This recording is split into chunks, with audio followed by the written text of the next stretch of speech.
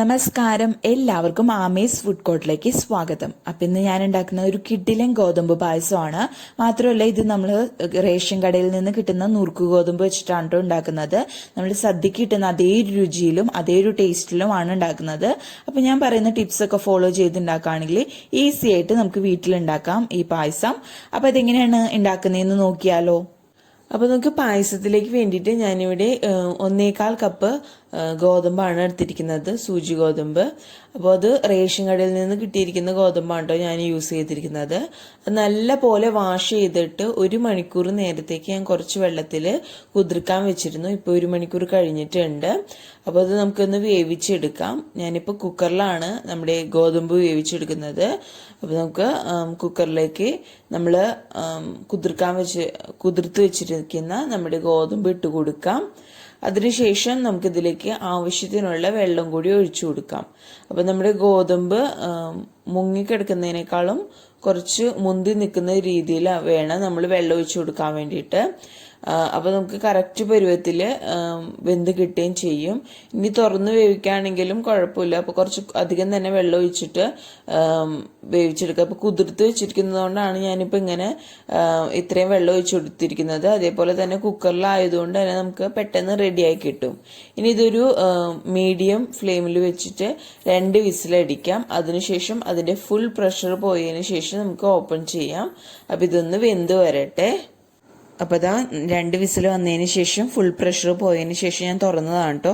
അപ്പോൾ ഇത് കറക്റ്റായിട്ട് വെന്തിട്ടുണ്ട്. അതേപോലെ അടിക്കൊന്നും പിടിച്ചിട്ടില്ല. നമ്മൾ ഒഴിച്ചു കൊടുത്തിരുന്ന വെള്ളം കറക്റ്റായിരുന്നു, കണ്ടില്ലേ, ഫുൾ അങ്ങ് വറ്റിയിട്ടുണ്ട്. അതേപോലെ കട്ടയൊന്നും പിടിച്ച് പോയിട്ടില്ല നമ്മുടെ ഗോതമ്പ്.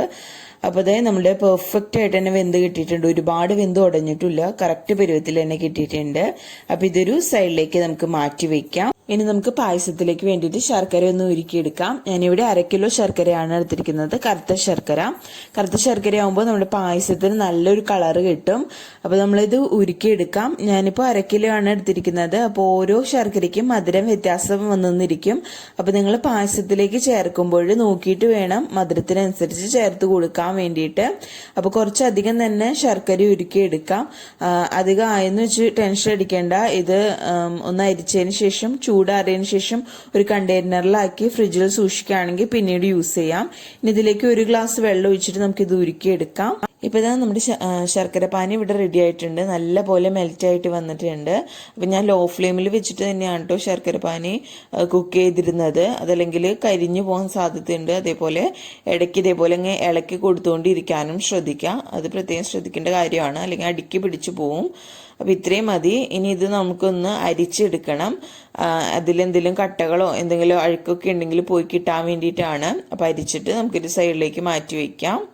ഇനി നമുക്ക് പായസം റെഡിയാക്കാൻ തുടങ്ങാം. അപ്പോൾ ഞാനിന്ന് ഉരുളിയിലാണ് പായസം റെഡിയാക്കുന്നത്. ഇനി ഈ ഉരുളിയിലേക്ക് ഞാനിപ്പോൾ ഫ്ലെയിം ഓൺ ചെയ്തിട്ടില്ല. അപ്പോൾ നമ്മുടെ ഉരുളിയിലേക്ക് നമ്മൾ വേവിച്ച് വെച്ചിരിക്കുന്ന നമ്മുടെ ഗോതമ്പുണ്ടല്ലോ അത് ചേർത്ത് കൊടുക്കുക മൊത്തത്തിൽ അങ്ങ്. അതിനുശേഷം ഇതിലേക്ക് നമ്മൾ ശർക്കര പാനി ചേർത്ത് കൊടുക്കുകയാണ് ചെയ്യുന്നത്. അപ്പോൾ ശർക്കര പാനി ഞാൻ ഇപ്പോൾ മൊത്തത്തിൽ അങ്ങ് ചേർത്ത് കൊടുക്കുന്നില്ല. ഞാൻ നല്ലപോലെ അരിച്ച് എടുത്തിട്ടുണ്ട് കേട്ടോ ശർക്കര പാനി, അത് പ്രത്യേകം ശ്രദ്ധിക്കുക. അപ്പോൾ ഞാൻ കുറച്ച് ചേർത്ത് കൊടുക്കുകയാണ് ഇപ്പോൾ. അപ്പോൾ അതിനുശേഷം മധുരം നോക്കിയിട്ട് വേണം നല്ല പോലെ അതങ്ങ് ചേർത്ത് കൊടുക്കാൻ വേണ്ടിയിട്ട്. അപ്പോൾ ഞാൻ കുറച്ച് 1/4 ഭാഗത്തോളം ഇപ്പോൾ ചേർത്ത് കൊടുക്കുന്നുണ്ട്. അതിനുശേഷം മധുരം നോക്കിയിട്ട് മാത്രം ചേർത്ത് കൊടുക്കുക. അത് പ്രത്യേകം ശ്രദ്ധിക്കേണ്ട കാര്യമാണ്. മധുരം കൂടിപ്പോയാൽ നമുക്ക് അത്രയ്ക്ക് ടേസ്റ്റ് ഉണ്ടാവില്ല കുടിക്കാനായാലും. അപ്പോൾ നോക്കിയിട്ട് വേണം നിങ്ങളിത് ചേർത്ത് കൊടുക്കാൻ വേണ്ടിയിട്ട്. ഇനി ഇത് ആദ്യം തന്നെ നമ്മൾ ശർക്കര പാനിയായിട്ട് ഒട്ടും കട്ടകളില്ലാതെ തന്നെ നമ്മളുടെ ഗോതമ്പ് മിക്സ് ചെയ്തെടുക്കാം. അപ്പോൾ ഈ കൂട്ടത്തിൽ തന്നെ ഞാൻ 1 ടീസ്പൂൺ അളവിൽ നെയ്യും കൂടി ചേർത്ത് കൊടുക്കുന്നുണ്ട്. എന്നിട്ട് ഇത് ആദ്യം തന്നെ നല്ലപോലെ മിക്സ് ചെയ്ത് കൊടുക്കാം. അതിനുശേഷം നമുക്ക് ഫ്ലെയിം ഓൺ ചെയ്യാം കേട്ടോ. അതല്ലെങ്കിൽ ഒരുപാട് കട്ട പിടിച്ചു പോയിട്ട് നമ്മൾ പായസം കുടിക്കുമ്പോൾ കട്ട പോലെ ഇരിക്കും. അപ്പം മിക്സ് ചെയ്തതിന് ശേഷം നല്ല പോലെ ഇതിൻ്റെ വെള്ളമൊക്കെ വലിച്ചിട്ട് നമ്മൾ വരട്ടിയെടുക്കുകയാണ് ചെയ്യേണ്ടത്. അപ്പോൾ ഇത് നല്ല പോലെ ഒന്ന് മിക്സ് ചെയ്തെടുക്കാം. ഞാൻ ശർക്കരപ്പാനിയും ഗോതമ്പും കൂടി നല്ല പോലെ മിക്സ് ചെയ്തെടുത്തിട്ടുണ്ട്. അപ്പോൾ ഫ്ലെയിം ഓൺ ചെയ്തിട്ടുണ്ട് കേട്ടോ. അപ്പോൾ ഞാൻ ടേസ്റ്റ് ചെയ്ത് നോക്കിയപ്പോഴും മധുരത്തിൻ്റെ കുറവുണ്ട്. അപ്പോൾ ഞാൻ ഈ സമയം മൊത്തത്തിൽ അങ്ങ് ശർക്കര ഒഴിച്ചു കൊടുക്കുകയാണ്. അതിനുശേഷം ഇത് നല്ല പോലെ വരട്ടിയെടുക്കണം. അപ്പോൾ നമ്മളിത് ഇളക്കി എപ്പോഴും കൊടുത്തുകൊണ്ടിരിക്കാനും ശ്രദ്ധിക്കാട്ടോ, അതില്ലെങ്കിൽ അടിക്ക് പിടിച്ചു പോവും.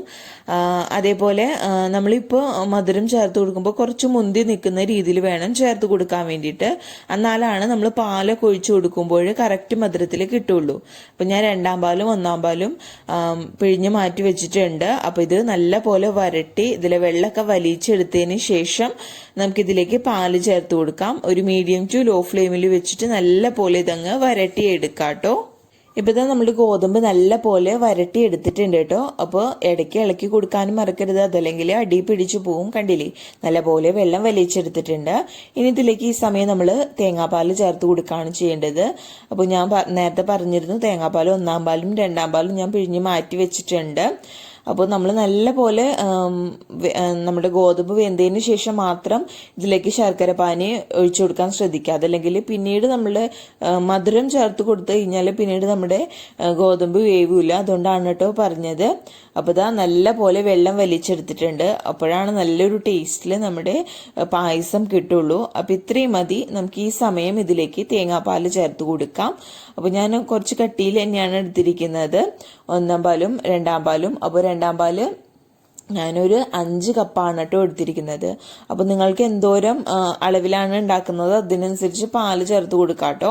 അപ്പോൾ നമ്മൾ നല്ലപോലെ വെള്ളം വലിച്ചു വെച്ചിരിക്കുന്ന നമ്മുടെ ഗോതമ്പിലേക്ക് നമ്മൾ പാല് ചേർത്ത് കൊടുക്കാം, 5 കപ്പ്. അതിനുശേഷം ഇത് നല്ല പോലെ മിക്സ് ചെയ്ത് കൊടുക്കാം. എന്നിട്ട് ഇതൊന്ന് തിളപ്പിച്ചെടുക്കണം.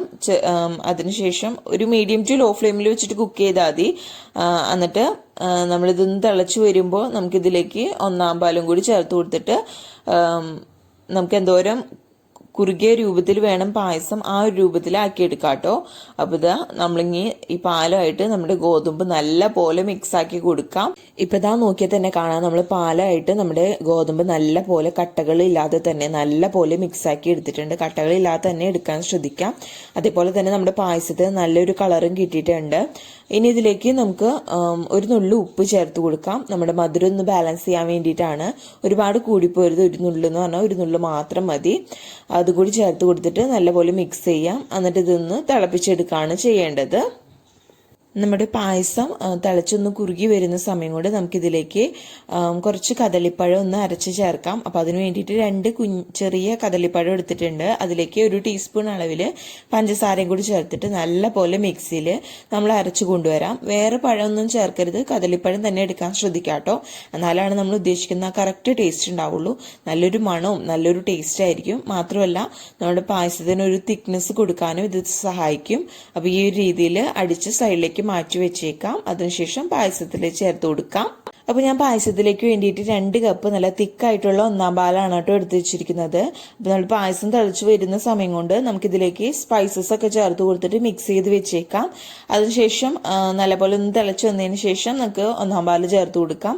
അപ്പോൾ ഒന്ന് കട്ടകളില്ലാതെ തന്നെ ഒന്ന് മിക്സാക്കി ആദ്യം തന്നെ വെച്ചേക്കാം. അപ്പോൾ ടെൻഷനില്ലാതെ നമുക്ക് ചേർത്ത് കൊടുക്കാനും പറ്റും.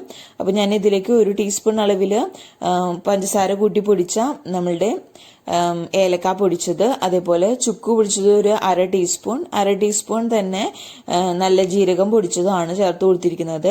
അപ്പോൾ സ്പൈസസിന്റെ അളവൊക്കെ നിങ്ങളുടെ ടേസ്റ്റിനനുസരിച്ച് കൂട്ടുകയും കുറയ്ക്കുകയും ചെയ്യാം. ഇനി കൂടുതൽ വേണ്ടവരാണെങ്കിൽ അതിനനുസരിച്ച് ചേർത്ത് കൊടുക്കാട്ടോ. ഇനി ഇത് നല്ല പോലെ കട്ടകളില്ലാതെ തന്നെ മിക്സ് ചെയ്ത് മാറ്റി വെക്കാം. അതിനുശേഷം നമുക്ക് പായസത്തിലേക്ക് ചേർത്ത് കൊടുക്കാം. ഇപ്പോൾ ഇതാ നമ്മുടെ പായസം നല്ല പോലെ തിളച്ചിട്ട് ഒന്ന് കുറുകി വന്നിട്ടുണ്ട്. അപ്പോൾ ഈ ഒരു കൺസിസ്റ്റൻസിയിൽ ആണ് ഞാൻ എടുക്കുന്നത്. എന്നാലാണ് ഇത് ചൂടാറി വരുമ്പോൾ ഒന്നും കൂടി തിക്കായി വരും. അപ്പോഴാണ് കഴിക്കാനും നല്ലൊരു ടേസ്റ്റ്. അപ്പോൾ ഇത്രയും മതി. ഈ സമയം നമുക്കിതിലേക്ക് നമ്മൾ നേരത്തെ അരച്ച് മാറ്റി വെച്ചിരുന്ന നമ്മുടെ പഴം ഉണ്ടല്ലോ, അത് മൊത്തത്തിൽ അങ്ങ് ചേർത്ത് കൊടുക്കാം. അപ്പോൾ ഞാൻ പറഞ്ഞ പോലെ കദളിപ്പഴം ചേർക്കുമ്പോൾ നല്ലൊരു സ്മെല്ലായിരിക്കും. ഇനി നിങ്ങളുടെ അടുത്ത് കദളിപ്പഴം ഇല്ലെങ്കിൽ അത് സ്കിപ്പ് ചെയ്യാവുന്നതേ ഉള്ളൂ. കദളിപ്പഴം ഞാൻ മൊത്തത്തിൽ ചേർത്ത് കൊടുത്തിട്ട് നല്ല പോലെ അങ്ങ് മിക്സ് ചെയ്ത് കൊടുക്കാം കേട്ടോ. അതിനുശേഷം നമുക്കിതിലേക്ക് തേങ്ങാപ്പാൽ 1 പാല് ചേർത്ത് കൊടുക്കുക. നമ്മൾ സ്പൈസസ് ഒക്കെ മിക്സ് ചെയ്ത് വെച്ചിരിക്കുന്നത് ഈ സമയം ഞാൻ ഓഫ് ഫ്ലെയിമിലേക്ക് മാറ്റിയിട്ടുണ്ട് കേട്ടോ. എന്നിട്ട് ഇത് നല്ല പോലെ പാല് ചേർത്ത് കൊടുത്തിട്ട് നല്ല പോലെ അങ്ങ് മിക്സ് ചെയ്ത് കൊടുത്തേക്കാം. ഇനി ഇത് ഒരുപാട് വെട്ടി തിളപ്പിക്കേണ്ട ആവശ്യമില്ല. ഈ പാലിന്റെ ഒരു പച്ച ചൊകയുണ്ട്, അത് മാറുന്നത് വരയ്ക്കും നമ്മളിത് ഇളക്കി കൊടുത്തുകൊണ്ട് നല്ല പോലെ അങ്ങ് ചൂടാക്കി കൊടുക്കുകയാണ് ചെയ്യേണ്ടത്. അപ്പോൾ ഇത് ലോ ഫ്ലെയിമിൽ വെച്ചിട്ട് ഒന്ന് ഇളക്കി കൊടുത്തിട്ട് ചെറുതായിട്ടൊന്ന് തിള വന്ന് തുടങ്ങുമ്പോൾ നമുക്കിതങ്ങ് ഓഫ് ചെയ്യേണ്ട ആവശ്യമുള്ളൂ. അപ്പോൾ ഇതങ്ങ് ഇതിന്റെ പച്ച ചൊകയൊന്ന് മാറി വരട്ടെ. ഇപ്പൊ ഇതാ 1 പാല് ചേർത്തിട്ട് ഇത് ചെറുതായിട്ടൊന്ന് തിള വന്ന് തുടങ്ങിയിട്ടുണ്ട്. അപ്പൊ ഇത്രയും മതി. നല്ല പോലെ ഒന്ന് തിക്കായി വന്നിട്ടുണ്ട് കേട്ടോ. ഈ ഒരു കൺസിസ്റ്റൻസിലാണ് ഞാൻ ഫ്ലെയിം ഓഫ് ചെയ്യുന്നത്. ഞാൻ നേരത്തെ പറഞ്ഞ പോലെ തന്നെ ഇത് ചൂടാറും തോറും തിക്കായിട്ട് വരും. അപ്പോൾ ഈ ഒരു കൺസിസ്റ്റൻസിൽ ഫ്ലെയിം ഓഫ് ചെയ്യാൻ ശ്രദ്ധിക്കാം. എന്നിട്ട് നമുക്ക് ഇതിലേക്ക് കുറച്ച് കശുവണ്ടി പരിപ്പൊക്കെ ഒന്ന് വറുത്തെടുക്കാം. അപ്പോൾ ഞാൻ ഫ്ലെയിം ഓഫ് ചെയ്തിട്ടുണ്ട്.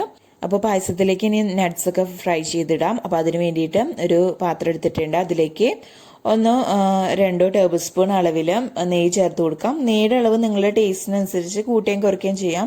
ഇനി ഒരുപാട് നെയ്യ് ഇഷ്ടമല്ലാത്തവരാണെങ്കിൽ കുറച്ച് ചേർത്ത് കൊടുത്താൽ മതിയാകും. നെയ്യൊന്ന് ചൂടായിട്ട് വരുമ്പോൾ ഇതിലേക്ക് നട്ട്സ് ചേർത്ത് കൊടുക്കാം. ഞാനിപ്പോൾ കുറച്ച് കാഷ്നട്ടാണ് എടുത്തിരിക്കുന്നത്. അതും കൂടി ചേർത്തിട്ട് നല്ല പോലെ ഒരു ഗോൾഡൻ നിറാവുന്നത് വരയ്ക്കും നമുക്ക് ഫ്രൈ ചെയ്തെടുക്കാം.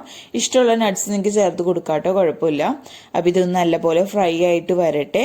അപ്പോൾ ഇത് ലോ ഫ്ലെയിമിൽ വെച്ചിട്ട് തന്നെയാണ് ഞാൻ ഫ്രൈ ചെയ്തെടുത്തിരിക്കുന്നത്.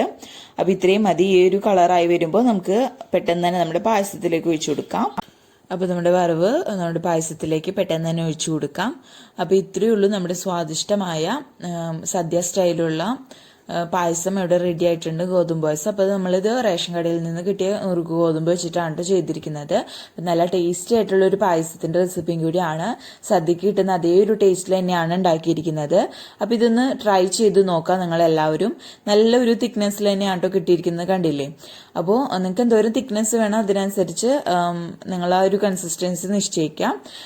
അപ്പോൾ ഇതൊന്ന് ട്രൈ ചെയ്ത് നോക്കുക എല്ലാവർക്കും. വീഡിയോ ഇഷ്ടപ്പെട്ടാൽ ലൈക്ക് ചെയ്യുക. അതേപോലെ നിങ്ങളുടെ ഫ്രണ്ട്സും റിലേറ്റീവ്സും ഒക്കെ ആയിട്ട് വീഡിയോ ഷെയർ ചെയ്യാനും മറക്കരുത്. ആദ്യമായിട്ട് വീഡിയോ കാണുന്നവർ ആരെങ്കിലും ഉണ്ടെങ്കിൽ ചാനൽ സബ്സ്ക്രൈബ് ചെയ്യാനും മറക്കരുത്.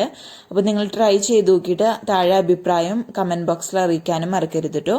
അപ്പോൾ അടുത്ത കിടിലൻ വിഭവമായിട്ട് വരുന്നത് വരയ്ക്കും ബൈ. Thank you.